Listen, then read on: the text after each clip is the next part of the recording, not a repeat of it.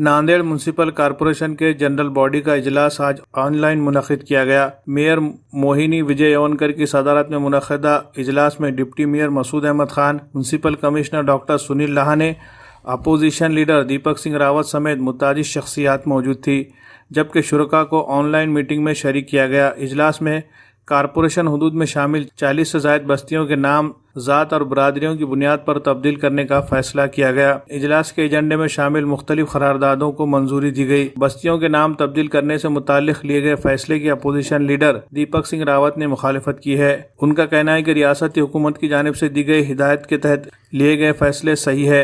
अलबत्ता ज़ात की बुनियाद पर नाम तब्दील करने के अलावा कुछ मजहबी नाम तब्दील करने के फैसले को गलत बताया। जिस बस्ती का नाम तब्दील करना है वहाँ के मकामी लोगों को एतमाद में लेने का भी उन्होंने मशवरा दिया है। इसके लिए वो इस मामले में बाज़ाब्ता एक कमेटी तश्कील देने की भी मांग कर रहे हैं। ऑनलाइन लिया गया इजलास सिर्फ 5 मिनट में ही ख़त्म कर दिया गया। इस पर दीपक सिंह रावत ने कहा कि अपोजिशन पार्टी के अरकान की आवाज़ को दबाने की ये एक कोशिश है।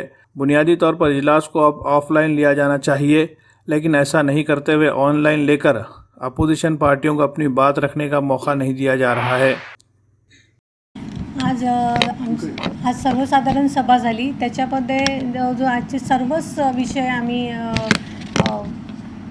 सर्वच विषयाला मान्यता दिलेली आहे। आणि आजच्या विषयामध्ये महत्त्वाचा विषय हा होता की जे गव्हर्नमेंटने जे ग्रामीण आणि शहरामधील रस्त्यांना जे जातीवाचक नावं दिलेली आहेत, नगरांना जे जातीवाचक नावं दिलेली आहेत, त्याची जवळजवळ आपल्या नांदेडमध्ये त्यांचे 30 असे नगर आहेत की त्यांची शासनाने आपल्याकडे ती यादी पाठवलेली आहे।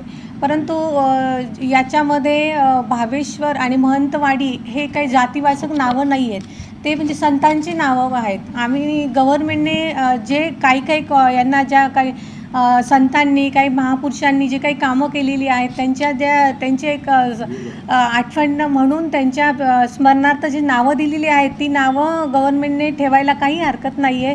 तरी पण त्या प्रभागातले जे झोनल अधिकारी आहेत त्यांनी तिथे जाऊन चौकशी करून त्याप्रमाणे त्यांनी तिथले नावांमध्ये जर काही बदल करायचं असेल तर तिथल्या नागरिकांना विचारून त्याप्रमाणे तिथले नावं त्या नगरांना नावं देण्यात येतील।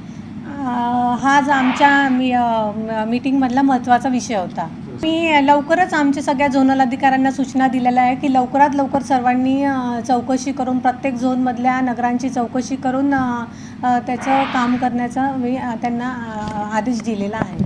आज जो ठराव क्रमांक 1 होता त्यामध्ये महाराष्ट्र शासनाने एक परिपत्रक काढलं 21 जानेवारी 2021ला। त्यामध्ये स्पष्ट उल्लेख होता की जे जातीच्या आधारे गल्लीचे नावं ते वगळावं आणि स्थानिक लोकांना विचारून ते नाव नवीन नाव जे द्यायचं ते स्थानिक लोकांना विश्वास घेऊन नाव टाकण्याचं असं GR होता। पण सभागृहामध्ये जेव्हा सभा चालू झाली आम्ही माननीय महापौरांना विनंती केली की शासनाच्या GRनुसार तुम्ही चला, तुम्ही आपल्या अधिकाराअंतर्गत एक समिती स्थापन करा, त्या समितीमध्ये तुम्ही स्वतः अध्यक्ष व्हा आणि काही नगरसेवक अधिकारी घ्या। शासनानं असं म्हणलेलं नाही की तिथं धार्मिक नावं ते वगळावा। या यादीमध्ये जर आपण बघितलं असेल जे आमच्या झोनलने दिलं यात धार्मिक नावेसुद्धा आहे। आम्ही मागणी केली की ती धार्मिक नावे ते तसंच राहू द्या, मग तर कोणत्याही समाजाचं राहू द्या आणि कोणत्याही धर्माचं राहू द्या। जातीवर नाव जर खरोखर काढायचं असेल तर आम्ही महापौरला म्हणलं की पहिले आमचे जे झोनचे नाव तेच वगळा, वज्राबाद आहे, इतवार आहे। मग सर्वप्रथम प्रशासनाला जे आम्ही 20 प्रभाग केले त्या 20 प्रभागाच्या नावाचा सुद्धा बदल करावा लागेल। मग एकतर्फी निर्णय का, ही आमची माननीय महापौरला मागणी होती। दुसरा विषय असा आहे की अनेक ठराव होते त्यावरती चर्चा वगैरे झाली का नेमकी, तुमचे जे काही हे होते प्रश्न ते मांडले गेले का? यामध्ये जेव्हा हा जो विषय होता नाव परिवर्तनचा त्यामध्ये आम्ही 2 विषय आणखी मांडण्याचा प्रयत्न केला।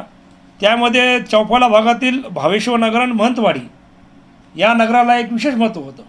तिथं त्या काळात जेव्हा वस्ती नव्हती तिथं महंत लोक येत होते, शाहीश नगर होते आणि भावेश नगर याचे हे नाव वगळा म्हणून सांगितलं। सोबत जे धार्मिक आहे ते वगळा। दुसरं आपण म्हणल्याप्रमाणे आज एकूण सभागृहामध्ये 21 ठराव होते।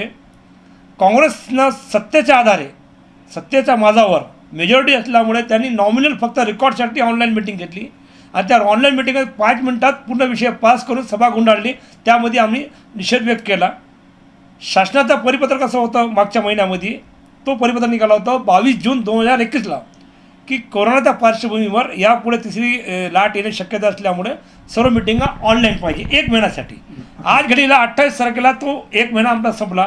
काल राज्य शासन जे राज्यकर्ते महापालिकेत आहे काँग्रेसचे, त्यांच्याच शासनानं काल डिक्लेअर केला की नांदेड शहर त्या 25 जिल्ह्यामध्ये वगळण्यात आलं आहे. तर आम्ही महापौरला मागणी केली होती की शासन GRV 1 महिना संपलेला आहे आणि राज्य शासनानं सुद्धा नांदेड जिल्हा वगळल्यामुळे सदरील मीटिंग ऑफलाईन करावी ही विनंती आम्ही महापौरला केली होती. पण त्यांनी ते फेटाळून फक्त सभागृहामध्ये विरोधी पक्षाचा आवाज दाबण्यासाठी, जरी आम्ही 6 आहे भारतीय जनता पार्टीचे, पण ऑनलाईन मीटिंगमध्ये त्यांना बोलू द्यायचं नाही आणि सभा मेजॉरिटीच्या जोरावर पास करून सभा गुंडाळण्याचं काम नेहमीप्रमाणे काँग्रेसच्या महापौरानं आणि काँग्रेस सत्ताधाऱ्यांनी केलेलं आहे. आजच्या सभेत आमची आणखीन एक मागणी होती की आम्ही 7वा वेतन आयोग कर्मचाऱ्यांना एकतर्फी पूर्ण सभागृहाने मंजूर करून दिलं आणि आज महापौरांना रुलिंग दिल्यानंतरही प्रशासन वाढ विकास निधी देत नाही. कारण की आम्ही प्रशासन यासाठी म्हणतो की महापौर सर्वोच्च असं प्राधिकरण समिती अध्यक्ष आहे, त्यांचा आदेशाची अवहेलना हे प्रशासनाने केली आहे. याची जाणीव मी महापौराला करून दिली. तुम्ही सभागृहामध्ये 3 महिन्या अगोदर रुलिंग दिली होती की वाढ विकास निधी काढावी, मग तुमचं आदेशाची पायपल्ली या लोकांनी का केली? एका बाजूनं प्रशासन महापौरला आणि काँग्रेसला मिळून त्याचे मर्जीतले विषय पास करून घेतात, दुसऱ्या बाजूनं महापौरला आणि स्वतःला कळत नाही का की ज्या प्रभागातून आमचे सर्व नगरसेवक निवडून आले त्या वार्डाचा विकास करण्याचे निधी नाही देण्याचा प्रयत्न प्रशासन करत असल्यामुळे ते आम्ही सभागृहात म्हणलो महापौराचं आणि विशेष म्हणजे आणखी आपल्यामध्ये सांगतो या मीडियाच्या मार्फत की सभागृहामध्ये महापौर बोलत नाही. सभागृहामध्ये कायद्यानं महापौर बोललं पाहिजे, पण त्याची रुलिंग पदाधिकारीच देतात. हे आम्हाला त्याबद्दल खेद आहे. ओके. महापौर